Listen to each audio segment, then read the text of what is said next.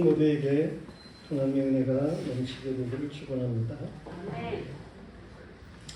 네, 오늘 말씀에 보면 주님의 교회의 거룩성에 대해서 말씀을 하시자 시몬 베드로가 의롭게 보이기 위해서 예수님에게 하는 말이 있었어요.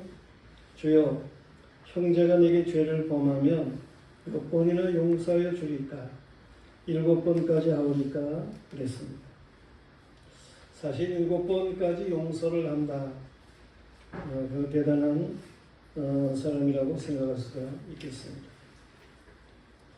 사람들이 일반적으로 그런 말을 합니다. 3번까지는 용서해야지. 이렇게 생각하는 사람들이 있습니다.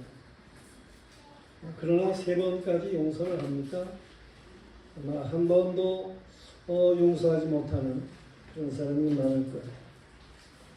율법적으로 다른 사람이 나에게 어떤 해를 끼치면 그냥 그대로 갚아줘야 된다. 이렇게 생각하는 그런 사람들이 많을 것입니다. 악한 자들이 참으로 심히 악하게 그렇게 행하는 일들이 있습니다. 그것은 역사 속에 계속해서 내려온 그러한 일들이에요. 가인, 그는 본래 동생을 쳐 죽인 살인자, 악한 사람이죠.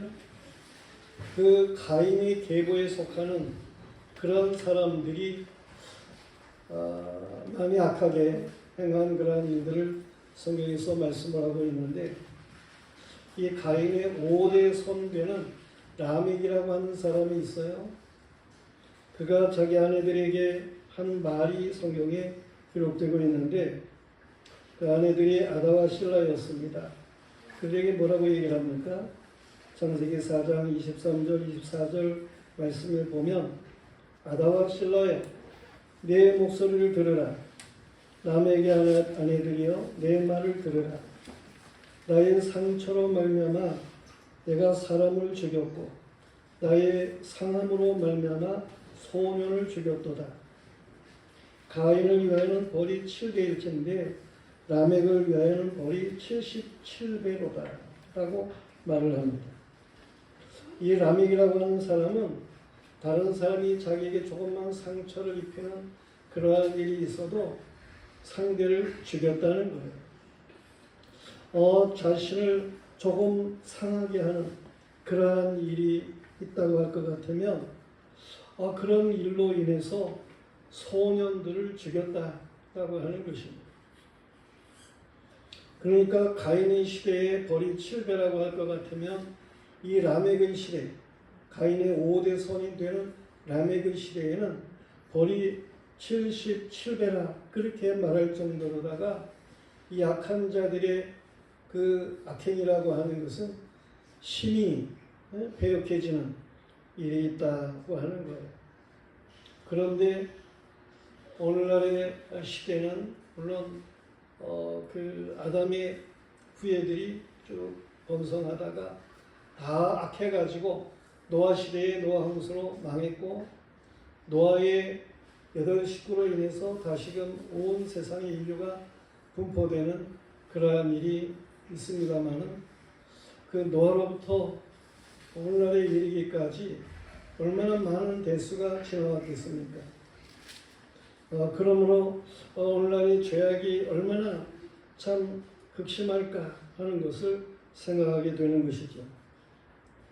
악한 세상은 점점 더 악으로 치닫습니다. 참지를 못하고 악으로 상대를 하는 거예요. 오늘날은 한 번도 용서하지 못하는 비율이 아마 한 90% 정도는 되지 않을까, 그런 생각을 하게 됩니다. 오늘날의 한국 사람들은 분이 목구멍까지 그렇게 차서 살아가는 그런 모습이 아닐까, 그런 생각을 합니다. 부모에 대한 원망의 횡포도 끔찍하게 나타나는 그런 일들을 우리는 많이 볼 수 있어요. 알지 못하는 사람에게 자기 분에 못 이겨가지고 그냥 알지도 못하는데 그럼에도 불구하고 묻지마 폭행을 하게 되고 묻지마 살인을 저지르는 이러한 일들이 뉴스에 빈번한 것을 보면 이 시대가 얼마나 참 이 분이 가득 차고 악행이 심각한가 하는 것을 생각할 수 있습니다. 주님은 시몬의 말에 대답하기를 7번만 용서할 것이 아니라 7번을 70번까지라도 할지니라 그렇게 말씀을 하셨어요. 그러니 주님의 말씀이 정말 오늘날 그냥 율법적인 그러한 생각으로만 살아가는 이런 사람들에게 있어서는 얼마나 허황된 그러한 말과 같이 들리겠습니까? 그런데 오늘 말씀에 보면 이어서 예수님께서 그 빚진 자, 빚을 탕감해 주는 임금의 이야기를 들려주고 있어요. 우리는 오늘 본문에 나오고 있는 이 비유적인 이야기, 예수님의 이야기하신 그것을 통해서 용서에 대해서 우리는 생각하는 그러한 사람들이 되어야 되겠습니다. 예수님의 말씀하신 이야기 속에 세 가지를 생각할 수 있는데 첫째로는 종들과 결산하려 하던 임금에 대한 이야기예요. 23절 보면 거기에 23절에 뭐라고 그랬습니까? 그러므로 천국은 그 종들과 결산하려 하던 어떤 임금과 같으니 그렇게 말하고 있습니다. 그런데 이것은 보다 더 우리가 원어적으로 직역을 하는 그러한 것이 필요합니다. 원어적으로 이 성경이 저 그리스 말인 헬라어로다가 기록이 되어 있는데 이걸 원어를 통해서 우리 한글로 직역을 한다고 할 것 같으면 무슨 말이냐 하면 천국은 그의 종들과 함께 셈을 하려고 온 사람 임금과 같다 그렇게 말하고 있어요. 그냥 임금이 아니고 사람 임금 그렇게 표현을 하고 있습니다. 여기에 사람 임금 그렇게 표현한 것은 예수님 자신을 뭔가 알게 하기 위해서 예수님께서 그렇게 표현하시는 말씀입니다. 예수 그리스도는 하나님의 본체이십니다. 그리고서 2장 6절에 말씀을 하고 있어요. 하나님 자신이 그런데 자기를 비우시고 하나님의 아들의 격으로 오시는 거예요. 아버지에게로부터 이 세상에 오시기 때문에 그래서 예수님은 자신은 아들의 격인 것처럼 그렇게 표현해 말씀하고 있음을 보게 되는 것입니다. 아들의 격, 성자로서 예수님께서는 이 세상에 오시는 거예요. 그런데 사람의 모양으로 오시잖아요. 세상에 오신 분으로 사람으로 오셨지만서도 죄가 전혀 없으신 그러한 분으로 오신 거예요. 그는 말씀이 육신이 되어 우리 가운데 오신 거니까 하나님이 사람의 모양으로 우리 가운데 오신 거예요. 그러므로 그분은 사람 임금이라 그렇게 표현을 하고 있는 거예요. 예수님께서 자신을 사람 임금이라 그렇게 말씀을 하셔요. 사람 임금으로 오신 주님께서는 인생을 부르시고 죄에 대해서 말씀을 하십니다. 예수님이 오셔가지고 증거하신 말씀이 뭐예요? 회개하라 천국이 가까웠느니라 말씀하셨어요. 회개하라는 거예요. 이제까지 죄를 범하고 산 모든 것들을 하나님 앞에 아뢰이고 용서를 비는 이러한 삶을 살으라는 거예요. 예수님께서는 마태복음 5장 17절에서 말씀하시기를 내가 율법이나 선지자를 폐하러 온 줄로 생각하지 말라. 폐하러 온 것이 아니요 완전하게 하려 함이라 그러셨어요. 그래서 율법이 가르치는 죄를 예수님이 물으시겠다는 것이고, 물론 그 죄의 문제를 따라서 형벌하기 위해서 예수님이 오신 것은 아니죠. 죄를 지은 것을 알게 하고 그 죄의 문제를 해결해 주기 위해서 예수님께서 오신 것이죠. 예수님은 마태복음 5장 19절에서 다시 말씀하시기를, 그러므로 누구든지 이 계명 중에 지극히 작은 것 하나라도 버리고 또 그같이 사람을 가르치는 자는 천국에서 지극히 작다 일컬음을 받을 것이요, 누구든지 이를 행하며 가르치는 자는 천국에서 크다 일컬음을 받으리라 그랬습니다. 그러므로 하나님의 계명을 철저하게 지켜야 될 것을 말씀을 하시는 거예요. 하나님의 계명을 지키지 않는 죄악을 범하는 이러한 일들을 예수님께서는 깨닫게 하기 위해서, 그렇게 살아서는 망할 것이다 라고 하는 것을 알게 하기 위해서 예수님께서는 오신 것이지요. 예수님께서는 믿음으로 가까이 나온 병자들을 고치시는데 뭐라고 말씀을 하십니까? 내 죄사함을 받았느니라 아멘. 말씀하셔요. 이 죄사함을 받아야, 그래야만이 인생은 온전한 삶으로 돌아갈 수 있다라고 하는 것입니다. 예수 그리스도께서는 나약한 인생의 죄를 알게 하셔요. 밤새도록 고기를 잡았는데, 어부가 갈릴리 호수에서 어부가 밤새도록 고기를 잡았어요.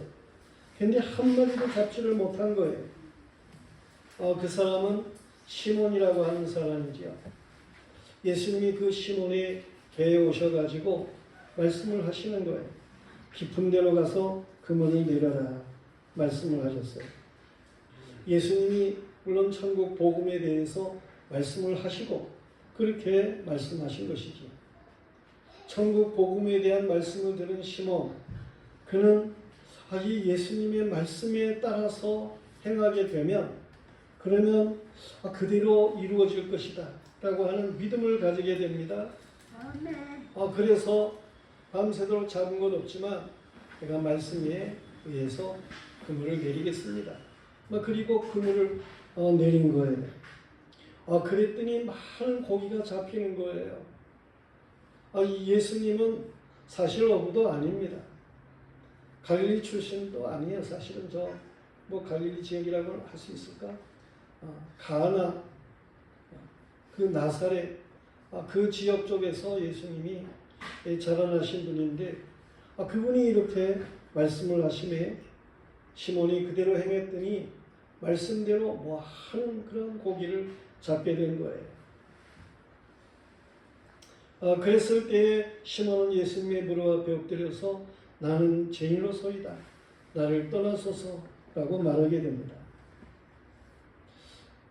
이 능력의 주님으로 오시니 그를 알지도 못했고, 그러한 놀라운 역사가 있는 것들을 알지도 못하고 그저 자기 중심적으로 자기 경험으로 살았던 시몬, 그는 예수님 앞에 나는 죄인으로서이다 라고 고백을 하게 됩니다.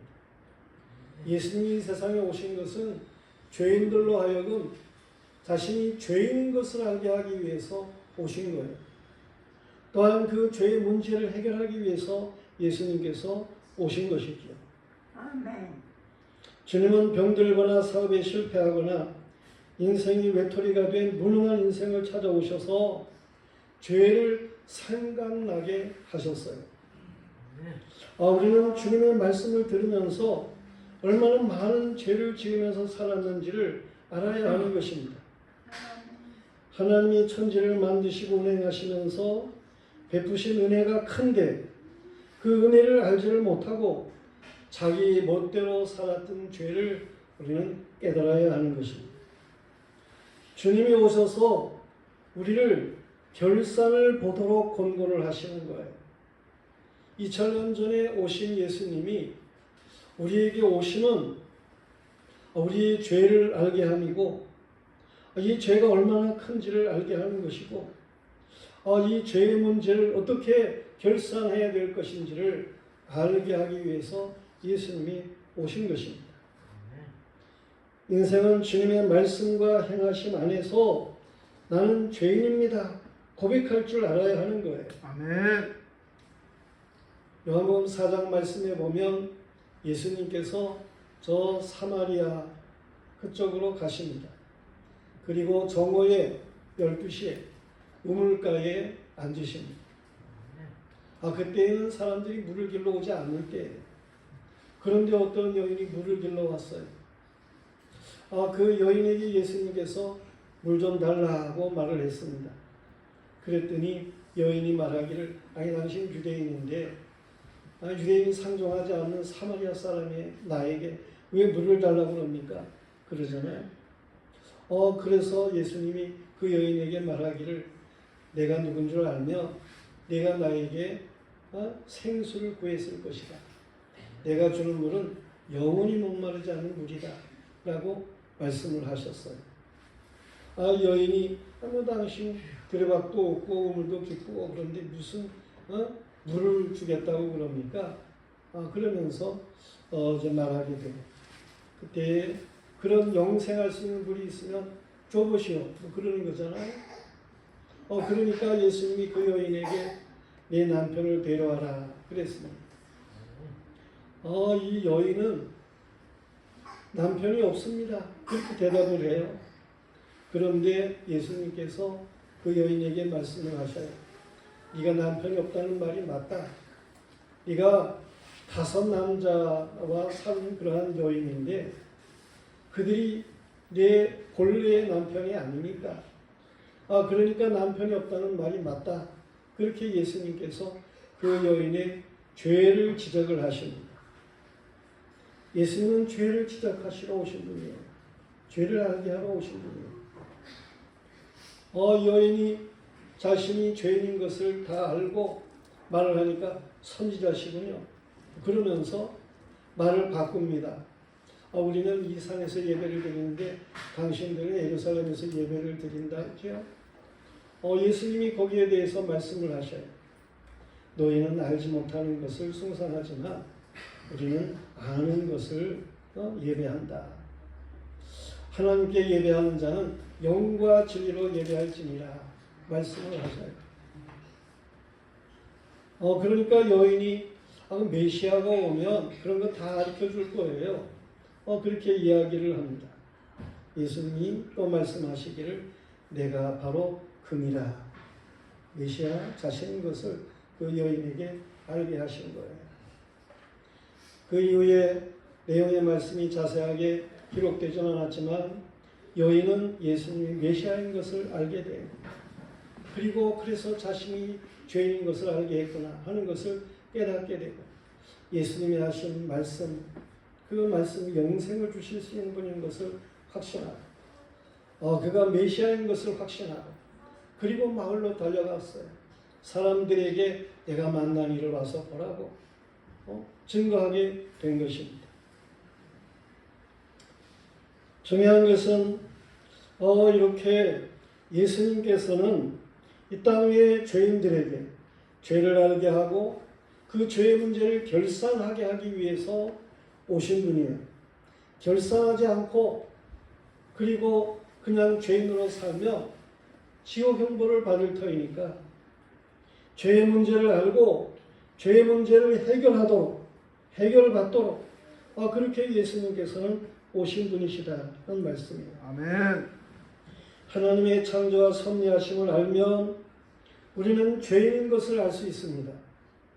로마서 1장에 말씀하고 있는 것처럼 하나님의 신성과 능력이 하나님의 만드신 모든 만물에 다 나타나고 있는 거예요. 아멘. 이게 하나님이 창조한 것이로구나.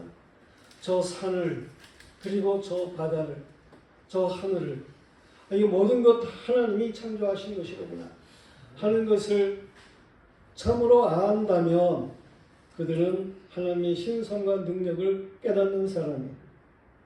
하나님의 신성과 능력으로 지어진 모든 것인데 하나님의 뜻대로 살지를 않은 이러한 자신의 죄인임을 알게 되는 것이죠. 하나님의 말씀으로 돌아가면 구약은 율법을 우리에게 말씀하고 있는데 하나님의 율법을 주심은 죄를 알게 하심이 있어요. 율법은 죄를 알게 하는 것, 뭐가 죄인지를 알게 하는 그런 말씀으로 주고 있는 것입니다. 우리가 성경을 읽으면서 이게 죄로구나 라고 하는 것을 깨달아야 되는데, 아니면 죄라고 하는 것을 알지를 못하고 성경을 읽는 사람들이 많이 있습니다. 율법은 인생의 죄를 알게 하고 있어요. 예수님께서는 율법의 계명을 말씀하셨는데 보다 더 세밀하게 죄에 대해서 말씀을 하셔요. 계명에는, 10계명에는 살인하지 말아라 그렇게 말씀하고 있는데, 예수님이 그 말씀을 뭐라고 말씀하십니까? 다른 사람을 미워하는 게 살인이다 라고 말씀을 하셔요. 하나님의 계명, 10계명에는 간음하지 말라 그렇게 말을 했는데, 예수님은 말씀하시기를 사람을 보고 음욕을 품는 자마다 간음했다 라고 말씀하셔요. 그처럼 예수님은 죄에 대해서 세밀하게 알게 하십니다. 우리는 이러한 주님의 말씀을 들으면서 우리가 얼마나 죄인인가 하는 것을 알아야 돼요. 하나님의 형상 자체이신 예수님을 우리가 대하면서 본래 하나님의 형상으로 지어진 우리인데, 이 예수님 하나님의 형상 자체이신 이분과 비교할 때 우리는 얼마나 형편없는가 하는 것을 생각하면서 우리가 얼마나 추악한 죄인인지를 깨달아야 하는 것입니다. 그러나 많은 사람들이 자신의 죄를 알지를 못해요.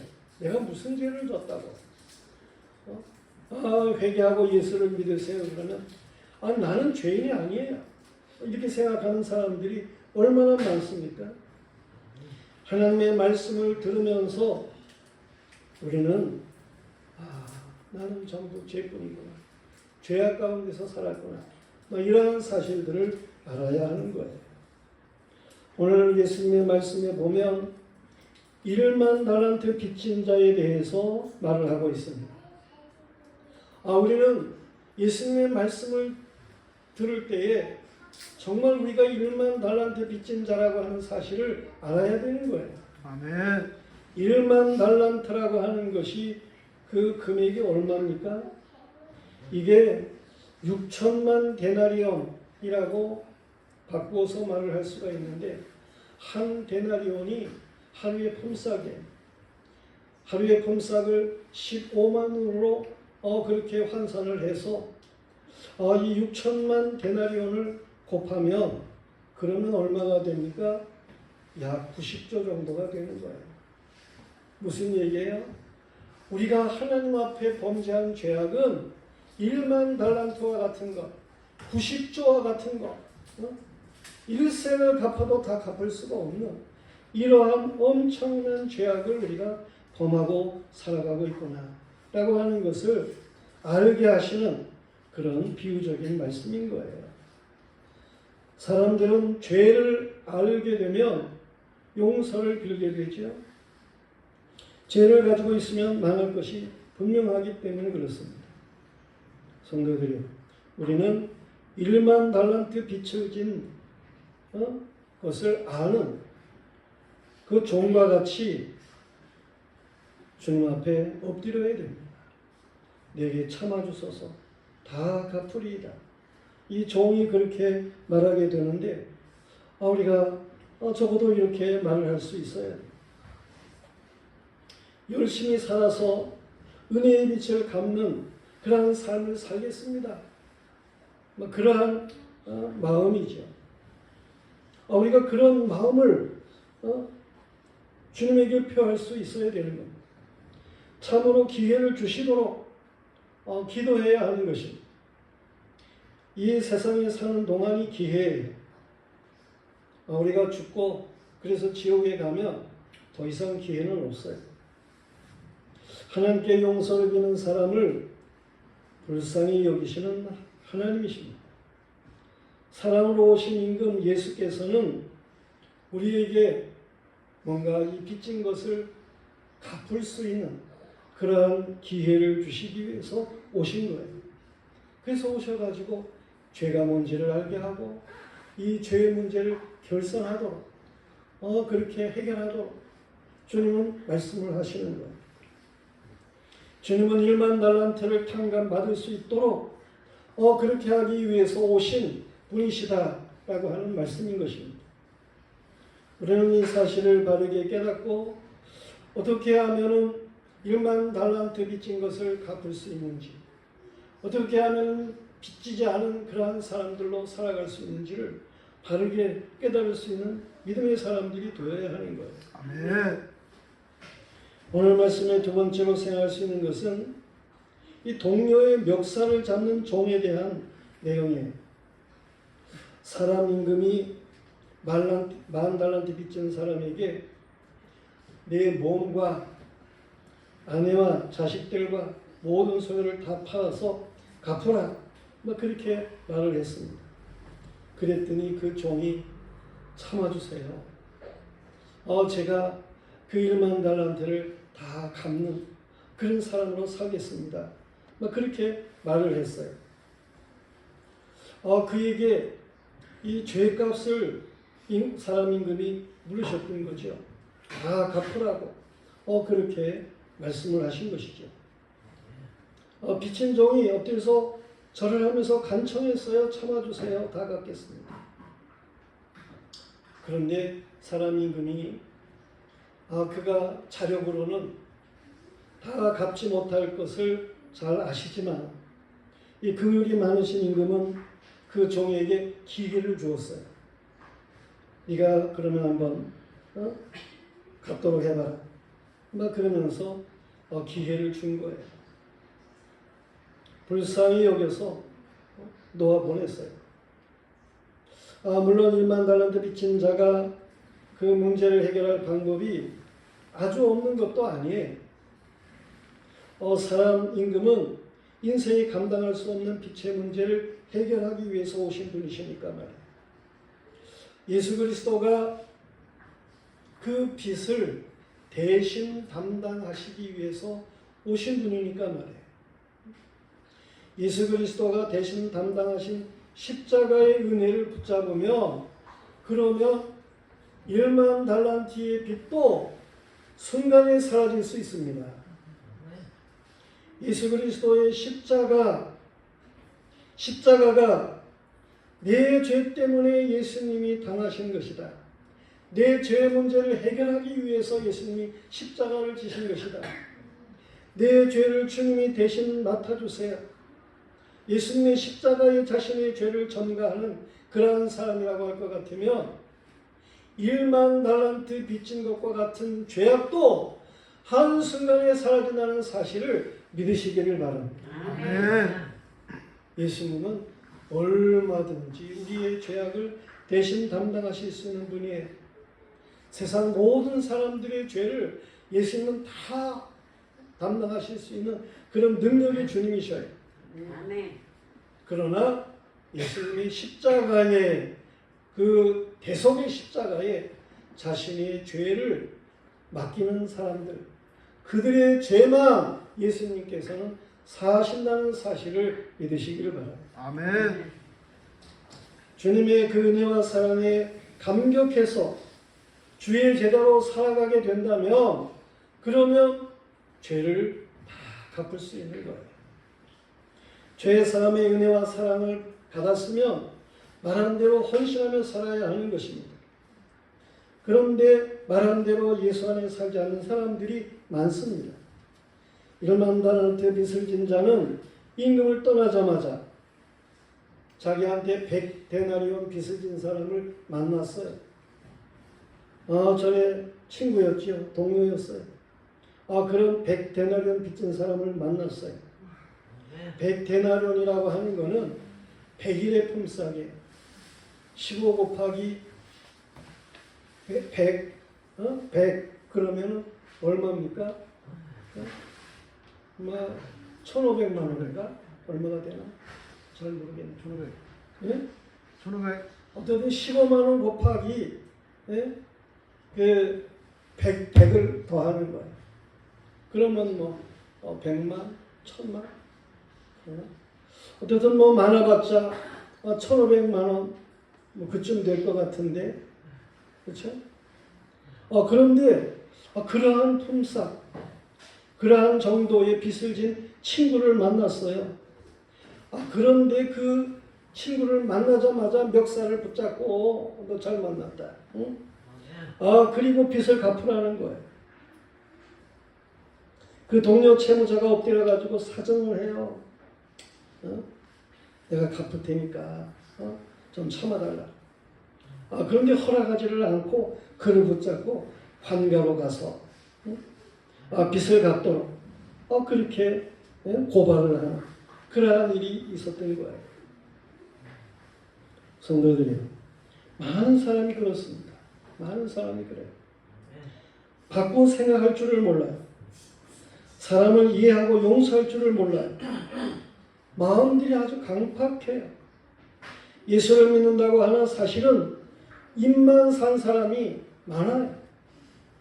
목구멍이 하는 애가 넘어가지를 않는 그런 냉랭한 사람들이 참으로 많아요. 우리는 동료 채무자의 멱살을 잡는 자인가 아니면 용서하는 사람인가 자신을 살펴야 합니다. 멱살을 놓아야 합니다. 주님은 주기도문에서 이 용서에 대해서 기도를 가르치셨어요. 우리 성경으로 마태복음 6장 12절에 우리가 우리에게 죄를 지은 자들에게 용서하여 준 것 같이 우리들의 죄를 용서하여 주옵소서 그렇게 되어 있습니다. 그런데 성경이 헬라어로 기록되었다 그랬죠. 그 헬라어 성경에서는 어떻게 표현이 되고 있는 거 아니? 제가 헬라어로 좀 보겠습니다. 그 헬라어는 카이 아페스 헤민 타오페이레마타 헤모 우리들의 빚들을 우리에게 탕감해 주소서라고 하는 말이에요. 그리고 다음에 나오는 말이 호스카이 헤메이스 앞에 카멘 토이스 오페레타이스 헤모 우리가 우리들의 빚진 자들에게 탕감해 준 것 같이 그렇게 헬라어로는 되어 있습니다. 무슨 얘기인지 아시겠죠? 우리가 다른 사람들에게 빚을 탕감하여 준 것처럼 우리들의 빚을 탕감해 주세요. 사실은 죄가 아니에요. 죄라고 하는 것은 헬라어로 하말키아라고 하는 단어를 쓰는데 주기도문에서 가르친 말은 오페레마타 빚이라고 하는 단어를 쓰고 있어요. 우리 믿음의 사람들은 하나님의 자녀들은 어떻게 기도를 해야 된다는 겁니까? 우리들에게 빚진 자들에게 우리가 탕감해 준 것처럼 우리들의 하나님 앞에 빚진 것도 탕감해 주세요. 죄의 문제는 이미 해결됐다 이렇게 생각하고 그런 기도를 하라는 것입니다. 많은 사람이 이 기도에 걸림이 있어요. 다른 사람에 대해서 용서를 하지 못했기 때문에 이 기도를 하려면 마음에 캥기는 것이 있어요. 우리는 그런 캥기는 기도를 해서는 안 돼요. 주기도문을 보다도 자신 있게 그렇게 하나님 앞에 기도할 수 있는 이런 믿음의 사람들이기를 바랍니다. 아멘.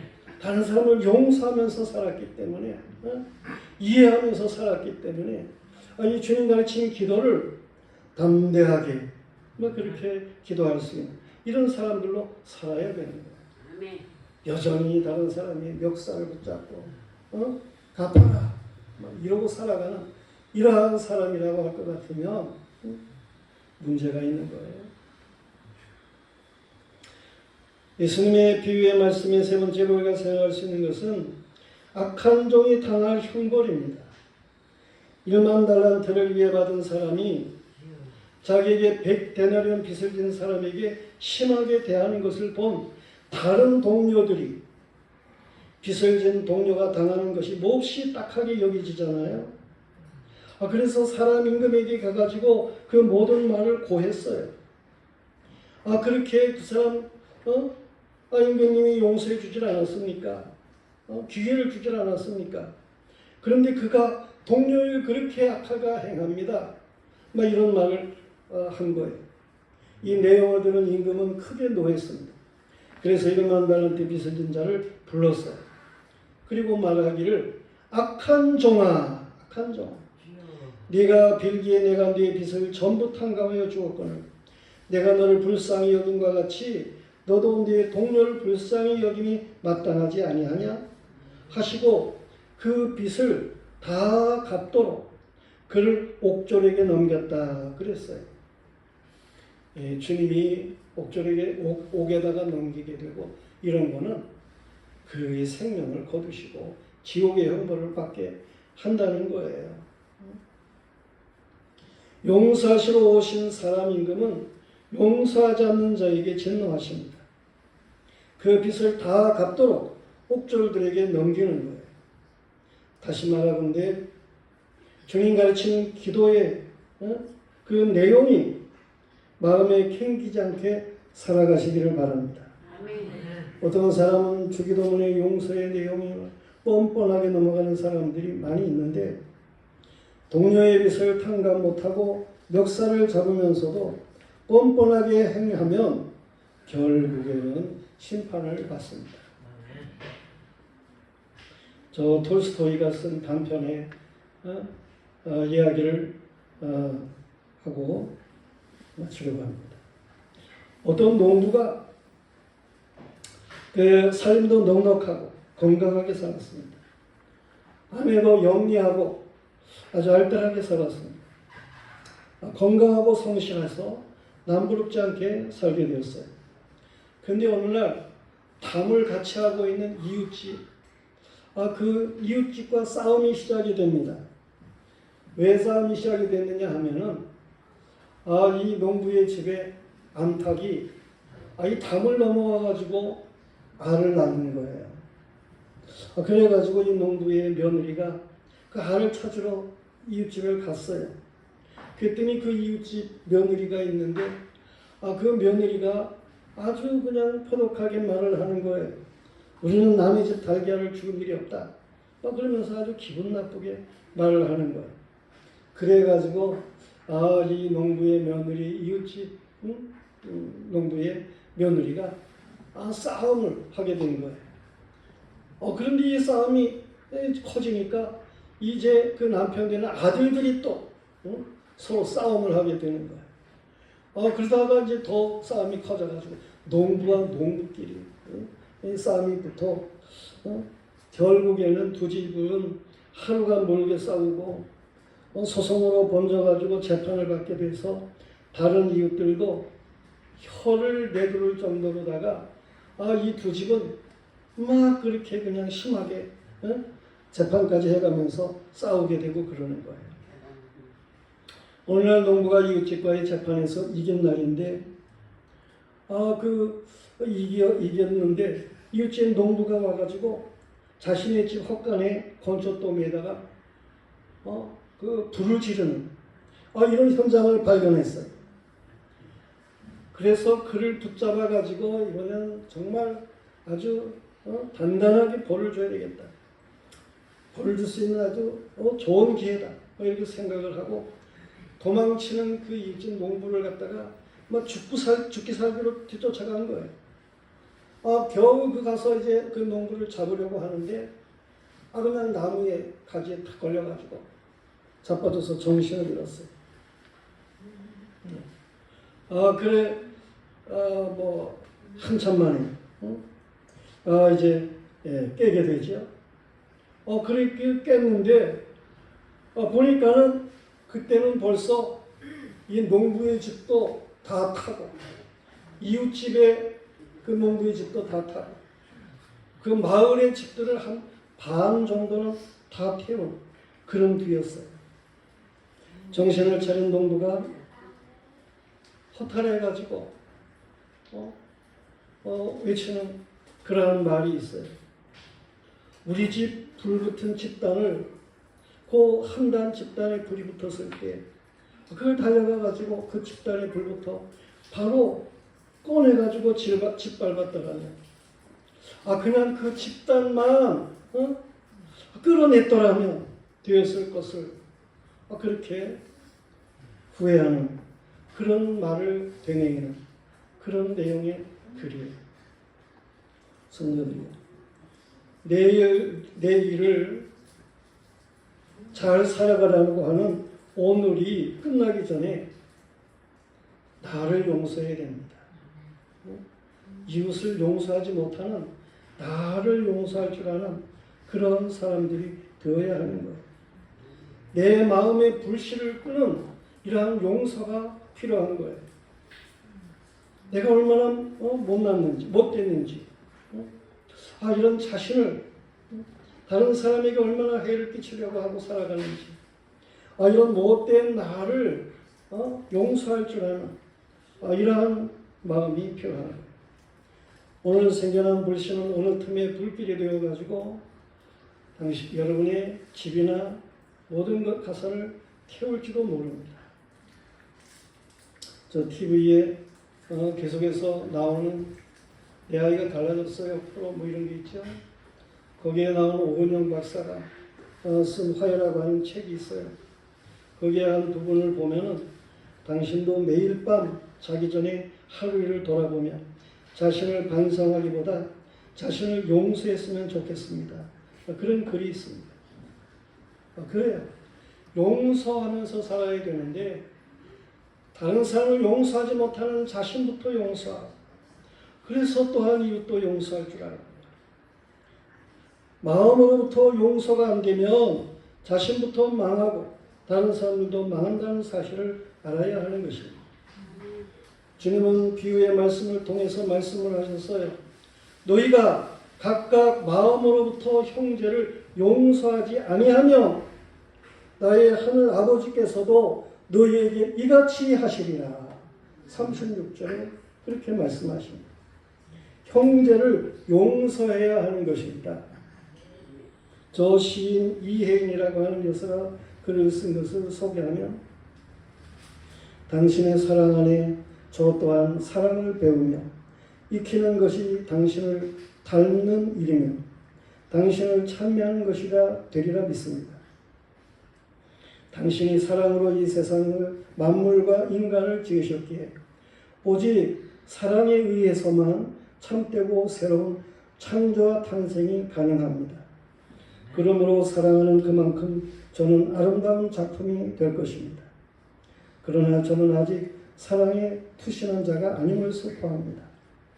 당신은 정녕 모든 죄악을 용서하시고 내 모든 아픔을 낫게 하는 분이며 죽음에서 생명을 주시고 은총과 자비로 관을 씌워주시는 분이시기에 당신 앞에 왔습니다. 어떻게 울어야 합니까? 어떻게 빌어야 합니까?